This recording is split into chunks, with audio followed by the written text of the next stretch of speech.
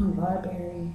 Um, I got a phone call from an employer, and it's a company that I worked for last year. I worked at UPS, and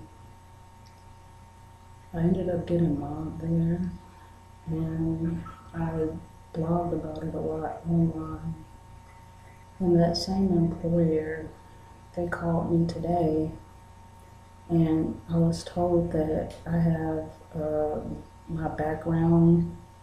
They did a small background check on me, and that something came up, and she asked me like if my background wasn't clear anymore, and I told her that earlier this year I was sent a letter in the mail regarding an arrest warrant for being a terroristic threat because Molly Ellis, she made a report. I think it was she made the report in 2010. And in 2013, after I blogged online, I, I got a letter in the mail for an arrest, a warrant for my arrest. And I went to court and I took all the evidence. I took pieces of documentation that showed that I went to the police. And not only did I go to the police, but I called the police a few times in 2009. I journaled about it when the police officer, she came to my home. I told her that I was threatened and that I felt like there were cameras in my home. I told her that threats were sent to me like I'm gonna rip your fucking throat open, and I gave her the first and last names of everybody that I felt like could have threatened me online. And she said, "What do you want me to do about it?" And she left. And I ended up being threatened again a little bit later in 2009. And I sent her, they sent her back out to me, and she talked to me and she told me that there was nothing that she could do about it. And then she told me that I could take her card, and she gave me a card with her name on it and her ID. And on the back of it, there was like some guy named Dale who like was in charge of bubblegum machines. And she left me that card, and I still have it. So I take all this stuff to court, and I go to court with all this information that proves that I called the police first. I called the police early 2009. Molly Ellis called the police in 2010 to file a report against me saying that I had threatened her, and nobody helped me. So now employers are using the excuse that I have a dirty background so they can't hire me. There are people who have called me from different companies like PDS, Humana, Gannett, which is in the Courier Journal building. They've called me for jobs making like $14 to $16 an hour. And I've missed out on these opportunities because I have a dirty background check. And I wasn't able to defend myself in court. On June the 7th, not only did Molly not show up, but her lawyer did not show up.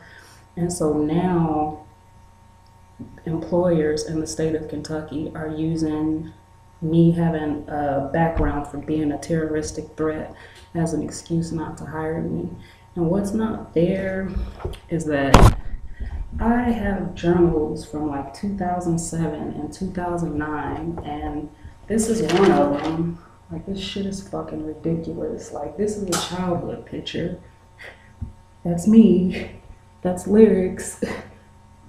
That's a poem called Broken Dreams, and it's like a message from God. Somebody wrote it. This is some sick shit. So go in my journal because I'm trying to figure out what to post online and what not to post online. And I see this old journal entry.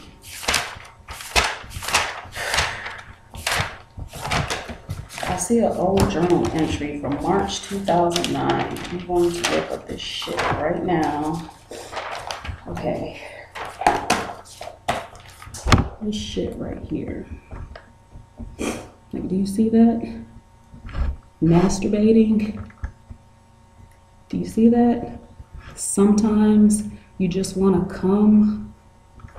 This is the shit that these people did to me. I just got through talking to my mom on the phone.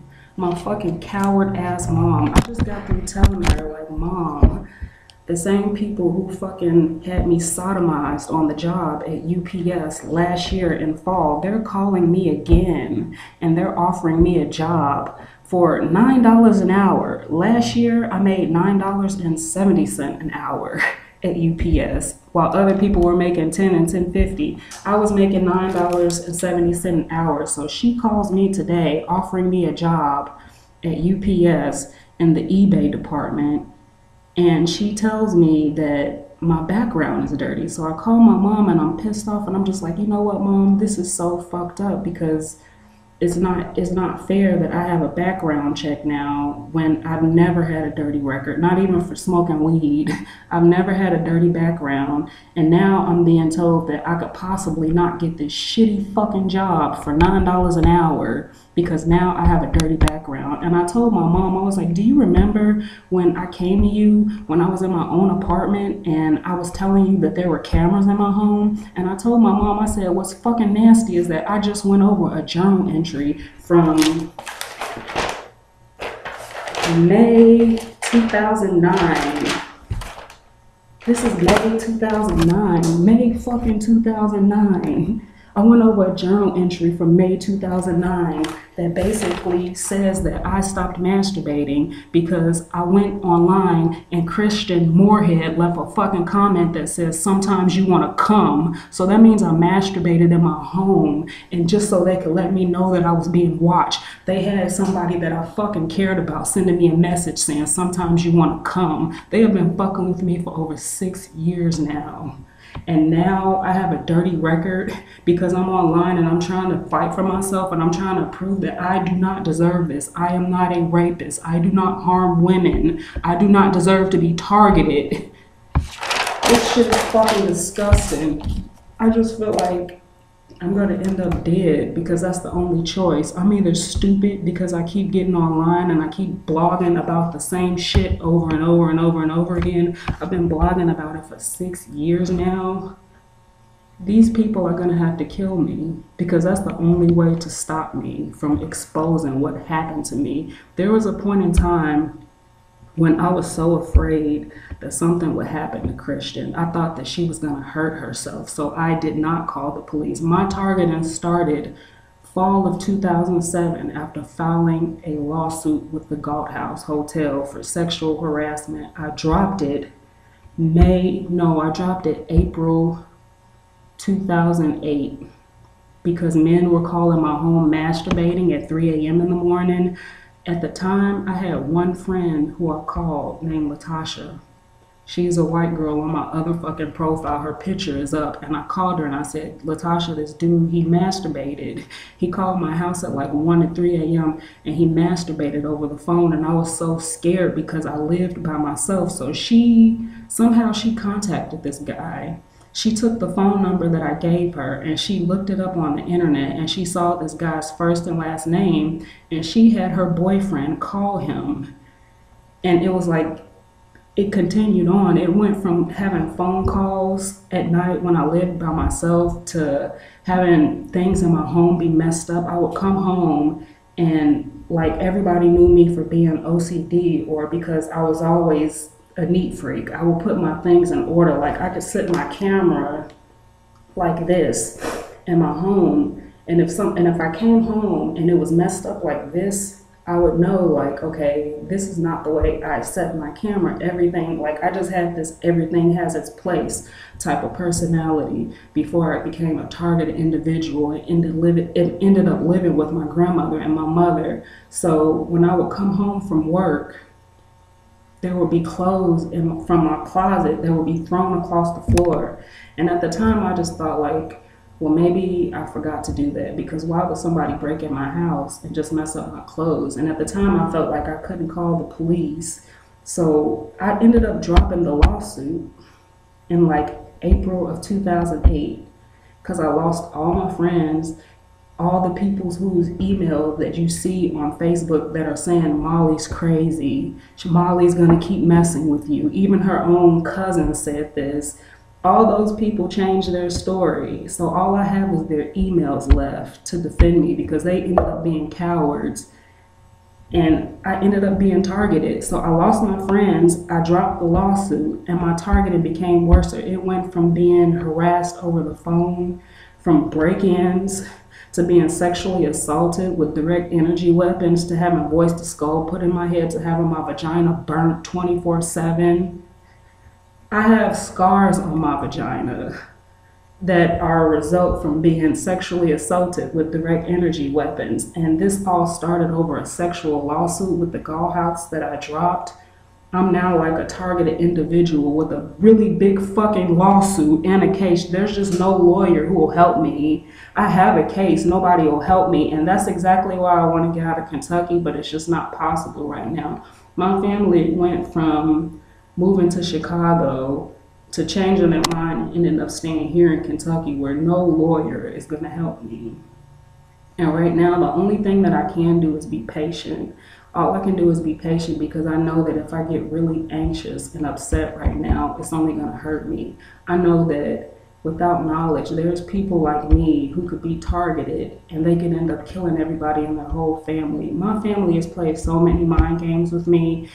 It almost hurt me that when I was on the phone with my mom a minute ago, I'm telling her like, Mom, this shit is so sick. Like, do you remember when I came to you and I said, Mom, there's cameras in my home, there's people watching me? I reminded my mom that I have these journals where I wrote things down that I couldn't explain, like masturbating in the privacy of my home and then having some nasty ass white twat bitch post, sometimes you just want to come. And then there are so many other things that this girl did to me. She also works at the Gall House. There was a point in time where I cared so much about this girl that I would not expose her name or what she did to me because I felt like she was so sick and so demented that she was just like one of them white people that would become a serial killer. I wrote about times in my journal where I felt like this girl was so fucked up and gothic and demonic that I thought that she would come in my home with her boyfriend and kill me. That's how sick I thought she was. And sometimes, it's like later on, I prayed to God that I would forget everything that certain people did, especially the people that I cared about the most, my family and my friends and like women that I admired who ended up being fucking just nasty sluts. Like this girl was on the fucking internet with her underwear on. I have journal entries from when I would say something in my journal and she would reply. Like, this is her fucking default right here. There was a time when I told my mom in my journal, I told my mom in the privacy of her home, I said, Mom, I'm gaining a lot of weight. I think that I should get on a diet where I'm just eating Special K every day because I saw a commercial about this Special K diet that you could go on. Special K is like a cereal.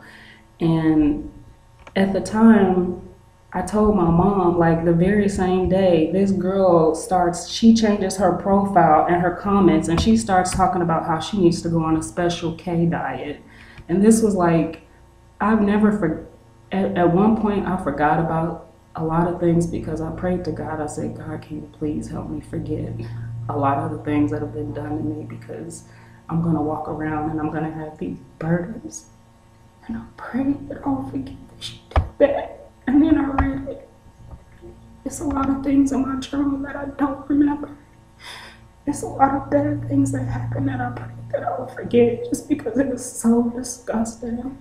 And last night I had a dream that I was mentally raped. And I just feel like they're gonna have to kill me because they keep raping me over and over again. And they give me these messages when I blog in that lets me know that they raped me and that the dream wasn't natural. Sometimes I think that maybe the dreams are natural, but then they send me these comments and it'll say something about rape. And I hope that I can expose this because if I don't, then it's gonna be a kid that's going to end up killing their parents or they're going to kill somebody just because of mind control. This is not the way you can control somebody. This is the way you can really piss a person off. This is the way that you can just keep motivating a person to fight back. They are going to have to kill me. I know it because there's no way that I'm going to be able to sue the Gold House, Norton's Hospital, Jewish Hospital, Cool Smiles, Jefferson Community College. There's no way that I'm going to be able to sue the University of Louisville for allowing. I went to the hospital after they microwave burned me, and the only person who saw the burns and the cuts were my mom. And she's so fucking stupid. Like, all she could do is look at it and say, like, I've never seen anything like this before, and I don't know how this could happen to you, and I can't explain it. And one day I went to the hospital, and I got the courage to open up my legs to a doctor, and they looked in between my legs and they told me that I could have an STD. They saw cuts, and they saw me swollen, and they saw my vagina puffy, and they told me that I could have an STD, and I don't have an STD. I haven't had sex since September 2006.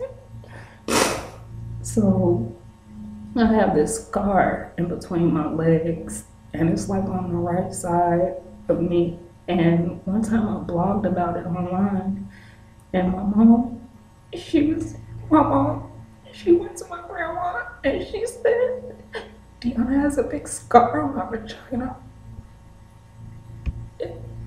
It's like she knew I blogged about it online, and she just made fun of it later just to let me know that she knew that I had a cut on my vagina. And it's like I've been going through this for 6 years. I don't know how, like, I have to humble myself with my family because I don't want to be homeless. But it's hard because I don't think that I could not love them any more than I already do.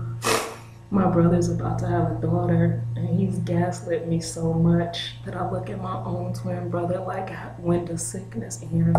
Are you gonna fuck your daughter when you change a diaper? Are you gonna look at her vagina and think like this is a vagina that you can play with? Because I don't know when sickness ends. My brother has made fun of me about my nightmares of mental rape. One time this song came on, and it was like this person was in the background and they were screaming, no, no.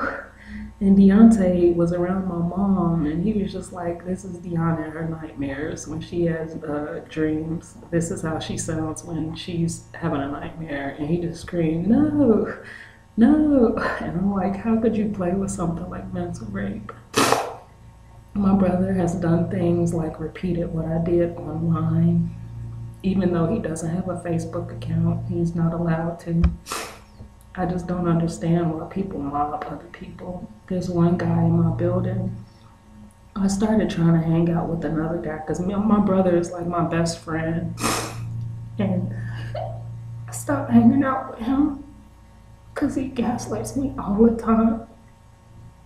And sometimes he gaslights me so much, I'm just like, I already know that you're sick. Like, what else do you want me to do? Like, do you just want me to break down? Because all you can do is just keep reminding me that you're a sick individual, not me. I'm your twin sister.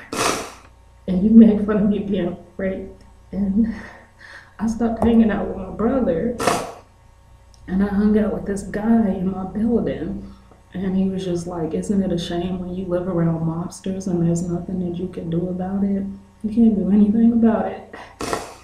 And I just looked at him and I'm like, you are such a bum. Like, half the people in my building, they live on a fixed income. They either get Social Security because they're old, or they get a veteran's check, or they have some type of mental problem.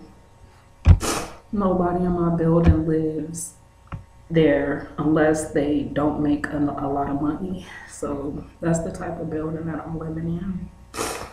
And they just keep raping me. They keep raping me like it's never gonna end. And now they have me looking like a criminal or like I'm some type of terroristic threat. And it's supposed to make it harder for me to get a job, but I don't care. Like, you're gonna have to kill me. My dad's not a rapist. My brother is sick. My mother is sick. Her girlfriend is sick. My grandmother can be sick, but it's like, after you've been targeted so many years, you meet perpetrators who love torturing you. They love it. They love it. They love it so much. And it's like my brother, he's not as sick as Sheila is, but sometimes I can tell he loves targeting me. It's almost like he enjoys being a part of something that makes him feel superior. But he's still a bum. My brother's a bum. The people that I look at around me that are targeting me, they don't make me feel like, wow, your life is so great. I want to be just like you. They struggle just like other people. The only thing is that they are allowed to live better than I am. I am isolated every single day. I think the reason why I'm not allowed to get a job is because I'm actually somebody who's intriguing. I'm captivating. I can get attention. I'm attractive. I have a nice personality and I'm a good person. But when you walk into a situation where you're being mobbed by so many people and you're being prejudged, you'll never be able to make friends in society again. But I think one of the reasons why I can't get a job is because I'm actually an interesting person. And I meet people who target me and I wonder why they do it. I don't know why they do it. But it's like I meet them and I just feel like, how can you believe in God? How can you believe in God and it's like just make assumptions that I've met men who make assumptions that my dad raped me.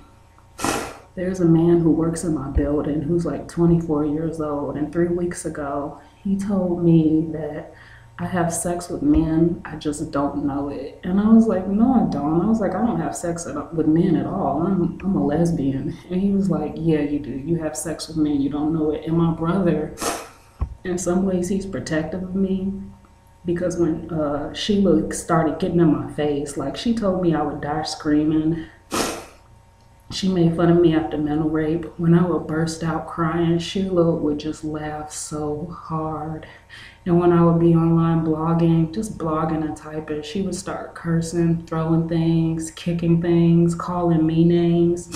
And eventually it just got to the point where on Dr. Martin Luther King's birthday, I ended up having to leave because she got in my face and she called me a homeless bitch.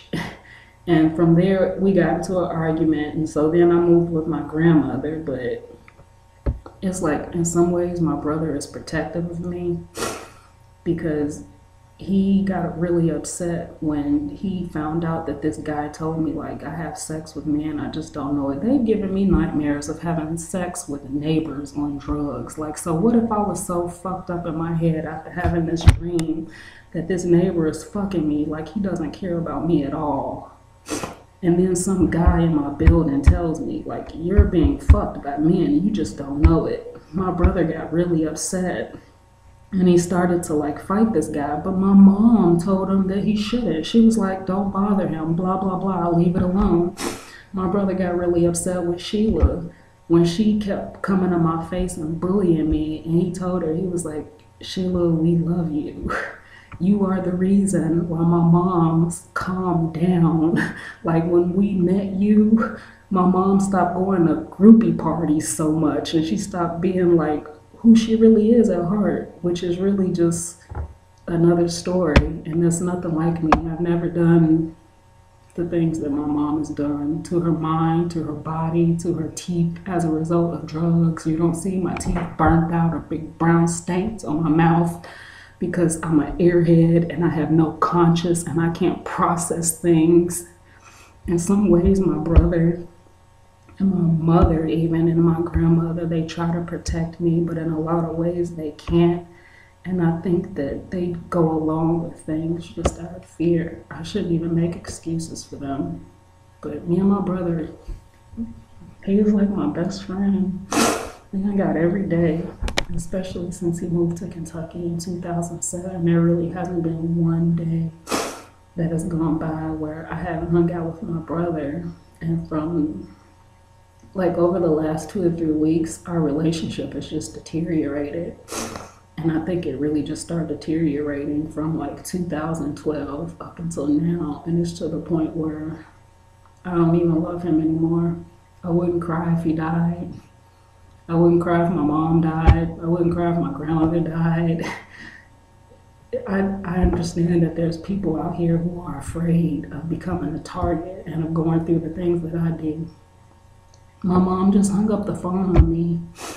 As soon as I was like, Mom, I have a journal entry where I wrote about masturbating, and this bitch writes, sometimes you just gotta come. And that's not even half of it. That's not even like, I went through a lot of things when I went to work at Cool Smiles, and that happened. I stopped working at Cool Smiles January of 2008. I quit because the bullying just got to be so much. I was just like, if I don't leave here, I'm going to become an evil person because I'm just going to keep trying to get back at these people. And I just didn't want to be that. I was like, if I stoop to that level, then I'm just as bad as they are. And then a part of me knew like there was no way that I could get upset with what those women were doing to me after mental rape, after being mentally raped in my sleep, after being mentally raped in my home, after watching me doing things in my home. Those women would gather up in a huddle, doctors and assistants. They would gather up in a huddle and they would gaslight me about mental rape or masturbating. And I just thought like I should fuck up their tires. I should go and put holes in their tires. But a part of me knew that like if I did that, I would have no case. And there are people who target me like they can't be hurt. It's like they target me like my mom's girlfriend, Sheila. She's been her girlfriend for 20 years. And she was one of the worst perpetrators that I've met in my entire targeting. And this is my mom's girlfriend. This is who she sleeps with. I have a journal entry that I'm gonna post from yesterday, that I wrote yesterday and today, about my mom and Sheila. And I'm also gonna write about the dream that I had where I was mentally raped last night. Like they gave me a dream of being mentally raped by a guy who was like a friend of my mom's, and she had known him since she was young, which is gross, but that's another part of the story. That's like really deep. They gave me a dream that this dude not only fucked me, but they gave me a dream that I found out that he was my dad. And it's like, I woke up just thinking like, oh my gosh, like why do they keep pushing me? They keep raping me and I'm not doing anything. But then I remember I took some pictures yesterday because I've had dreams like 4 times, like not 4 times, but I've had dreams like back to back, like at least 4 days in a row now. So when they do give me dreams and I think that they're from God, they'll send me like a picture that says something like sweet dreams or gothic dreams. Or after they give me a dream, by the grace of God, my face gets swollen and it gets puffy and it almost makes me feel like it's like just I don't know if my I'm reacting to the technology or if it's just like a lower level of electroshock therapy where they try to like alter my personality. It doesn't work. Like if you're fucking sick, you're sick. If you're a good person, you're a fucking good person, and nothing is gonna change that. Like they put me through so much shit that like my face gets dark and it gets puffy and it gets swollen. Yesterday I took these pictures of myself and I just kind of joked around. I was like, oh, I look kind of cute and look at my black eyes. Ha ha, I'm going to post this on the internet. So I don't know if that's why they gave me a nightmare or what, but I just know that to give somebody nightmares like this and to have them go back on information that they had forgotten in a journal from 2009. Like I begged God to help me forget what they did to me. And now I remember because it's been written down. Like I started writing in my journal after my targeting began, like late 2008. And I begged God if I could forget all these things that they did to me on a day-to-day basis. I write in my journal every day. I've written in my journal every day since fall 2008 when my targeting started. So there are so many things that they've done to me on a day-to-day basis. that I don't remember but have been written down that I just know they're gonna have to kill me. And what do I have to live for? My mom, my brother. And I don't have anything to live for. That doesn't mean I'm gonna commit suicide. It just means that I'm not gonna give up. And somebody's gonna have to kill me in order to stop me because I'm gonna keep exposing this no matter what. And I'm not even the most intelligent person exposing this. I don't have like some video up on YouTube about artificial intelligence. I haven't put like this really awesome video or series together that exposes the government. All I'm doing is using who I am, my life, and who I used to be, and my looks then and my looks now, and my personality. I'm just using that to help people expose what's happening to people. And that this is going to ruin families. It's going to ruin so many families, especially the people who are unaware of mind control.